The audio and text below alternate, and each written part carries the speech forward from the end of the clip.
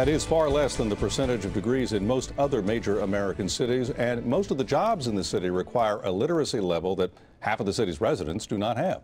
Good morning, I'm Steve Highsmith. We're talking this morning on In Focus about empowering young people through multimedia and a special pilot project that finished up in Philadelphia in the school district and is ongoing as a regular project in Bucks County. And with me are Sean McKoy of Real McKoy Media, Christopher Tully of CTEduOnline, Logan Clare, facilitator of the empowerment program and a former student of the program.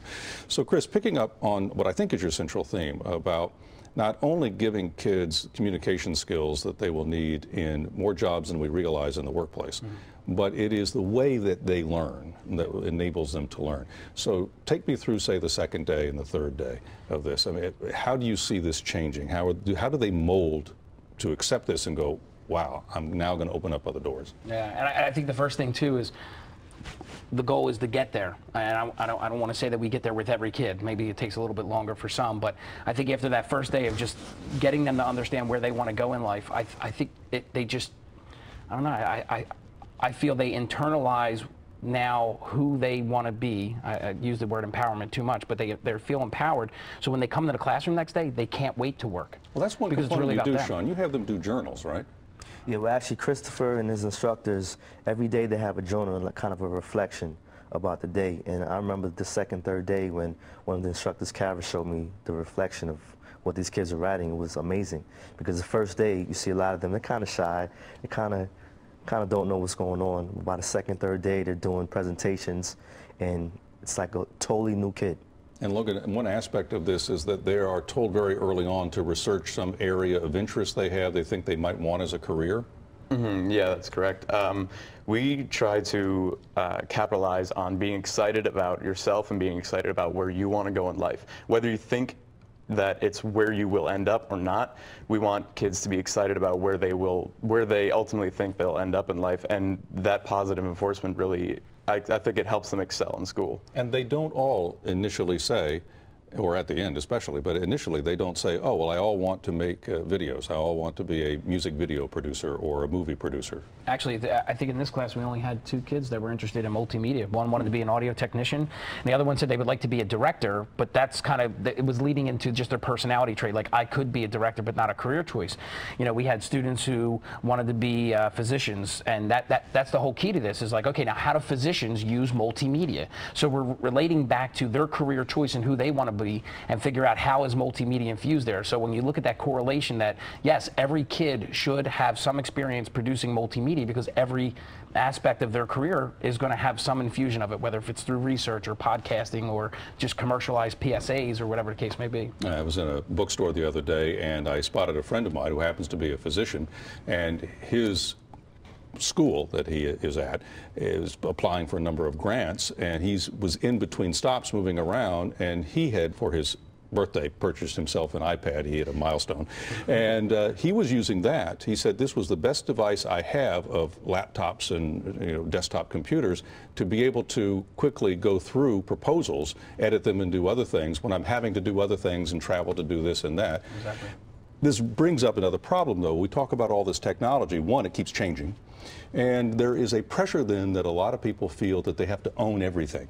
And a lot of us don't have the means to own anything, let alone some of these things. So, how do you deal with that in the classroom when you're not building up some sort of material expectation? That is a great question. I think leveraging the technology that we have access to. When we first launched iPads at Middle Bucks Institute of Technology, I stood in line and bought my own personal one and just infused it in the classroom. We only had one. We learned how to use one. It was only over a course of time that we realized that we can, if we get more, we can apply it to more kids. But I think just showing them that that's a conduit. It's not the means of which you're going to learn. It's just a way of you to apply it, and then you can do the same work on your desktop computer. You can do it on any kind of mobile device. So it doesn't have to be that, and I think that's what we stress. The outcome of that, it's a good point you brought up. And as they get jobs, if they prioritize without going in the hole with this whole death thing, that's another show. But it is an important point, about what do you really need? Do you use everything that's in there? Logan, when you first had any of these devices in your hand, did you realize what they could do? Not at all, actually. Through the program that we did, I was given an iPad to play around with, more or less, lack of a better term, to become sort of an expert of the iPad, and I had no clue what I could possibly do with the iPad. I personally, to be perfectly honest, I thought it was useless. But after a lot of research through all the apps that we were given for production and for production and for classroom production, there's so many useful tools, and I think the iPad, more than just a technological device, is a tool, and it could be used for the classroom or anything for that matter. There's so many different things you can use the iPad for as a tool. And this tool, as you see it then progress, let's take me deeper into the program now. And you're at Northeast High School, and these students are creating their own podcasts. They're recording the video, they're recording the audio, they're writing script, they're editing, and they're showing this all on the iPad. On the iPad, and again, like a talisman, I mean, but they're sitting like it's a Ouija board in the middle, you know, the thing, and they're moving it, but they're doing it as a team. And you said team. You saw the collaborative effort. Given one. Now, obviously, if everybody had their own, it would be a different story. But that collaboration from, I could write my script, I could take that script and copy and paste it into a prompter program, take that prompter program and the script that we wrote and shoot the video and edit that process. And then I think I even showed you, they could load it right to Vimeo, right to YouTube. So giving them that tool, again, tool, I like how Logan said tool, is just a way for them to do that. But again, it would just take a little more equipment if they didn't have that one tool. One of the young lady who was there, Pascal, was talking about how she wants to be an entrepreneur, and she has several great business ideas in mind. She's looking at all of this, not to create videos, you know, just to upload that people will watch and somehow maybe get a lot of hits.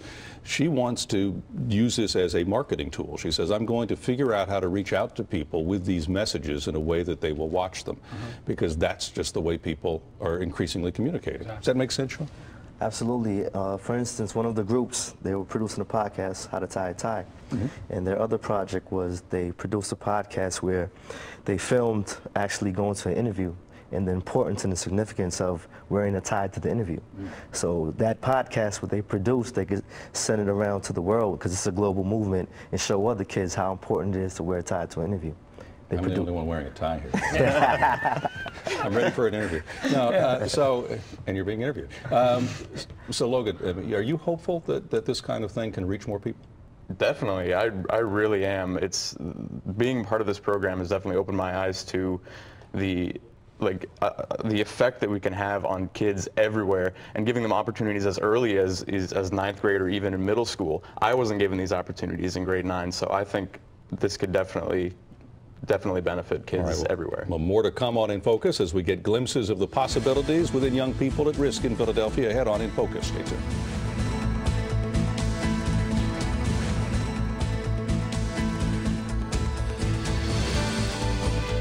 And we're back on In Focus with Sean McKoy, Chris Tully, and Logan Clare. Education is clearly moving rapidly and changing, and it's hard to keep up with everything. But one of the messages here is that young people today can learn. They just may need to learn, or we can maybe help them learn more in different ways, and multimedia is one aspect of that. Do you have any other thoughts about what folks ought to know about going forward with education? Yeah, I think one of the things that we implemented in this program was a model that's been used in career and technical education forever.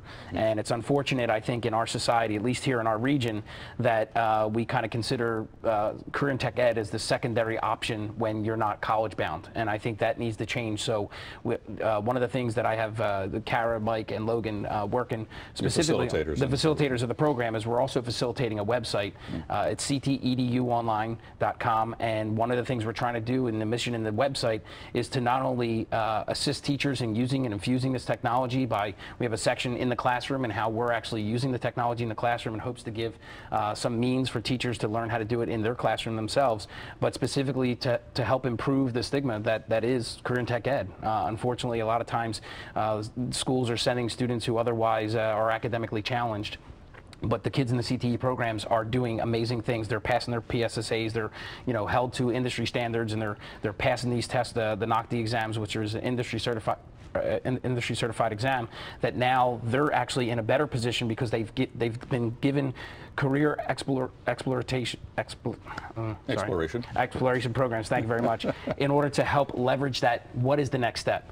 I've already understood and learned the process of what it's going to take to be a multimedia professional. Now, when they go to college, they're not going to drop out. They see the benefits to it. You obviously are doing some teaching, but you're not a formal academic teacher. You're a facilitator of this program, as part of this program. Is this something you'd like to go into more, or do you see what you've learned as taking it another direction?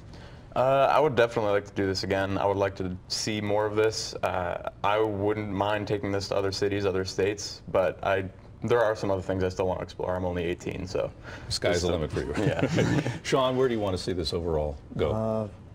Just taking global. You know, this innovative educational movement, I hope politicians, the school boards, the principals, the government, they see this program and see how impactful it was for the city of Philadelphia, and hopefully we'll see a new city soon. We tend to talk about students as if they're one block, but they're each individuals. And when you're in that classroom, when you see each of those individuals working on this and looking at this in their own unique way and how they learn things, it's inspirational. You must feel good at the end of the day.